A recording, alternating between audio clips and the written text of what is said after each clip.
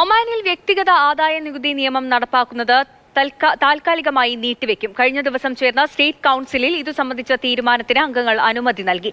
നിയമം നടപ്പാക്കുന്നതിന് മുൻപ് ആഴത്തിലുള്ള പഠനം നടത്തണമെന്ന് സ്റ്റേറ്റ് കൌൺസിലിന്റെ സാമ്പത്തിക ധനകാര്യ സമിതി നിർദ്ദേശിച്ചു. വരുമാന സ്രോതസ്സുകൾ വൈവിധ്യവൽക്കരിക്കാനും എണ്ണയെ ആശ്രയിക്കുന്നത് കുറയ്ക്കാനുമാണ് ആദായ നികുതി നിയമം നടപ്പാക്കുന്നതിലൂടെ ലക്ഷ്യമിടുന്നതെന്ന് സ്റ്റേറ്റ് കൌൺസിൽ യോഗം വ്യക്തമാക്കിയിരുന്നു. ചെയർമാൻ ഷെയ്ഖ് അബ്ദുൾ മാലിക് അബ്ദുള്ള അൽ ഖലീലിയുടെ നേതൃത്വത്തിലായിരുന്നു യോഗം.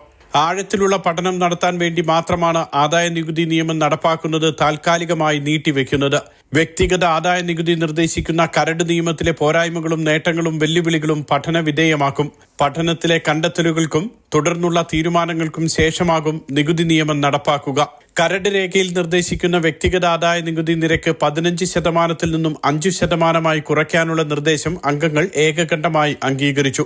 കരട് നിയമമനുസരിച്ച് 2500 റിയാലിന് മുകളിൽ ശമ്പളം വാങ്ങുന്ന വ്യക്തികൾക്ക് ആദായ നികുതി ബാധകമാകും. ജൂൺ അവസാനത്തോടെ ശൂറ കൌൺസിലിൽ വ്യക്തിഗത ആദായ നികുതി നിയമത്തിന്റെ കരട് കൌൺസിൽ ഓഫ് സ്റ്റേറ്റ് സമർപ്പിച്ചിരുന്നു. അന്തിമ തീരുമാനത്തിനു കൂടി അംഗീകാരം ലഭിക്കേണ്ടതുണ്ട്. തീരുമാനം നടപ്പായാൽ ആദായ നികുതി ഏർപ്പെടുത്തുന്ന ഗൾഫിലെ ആദ്യ രാജ്യമാകും ഒമാൻ. Mathrubhumi news, Muscat.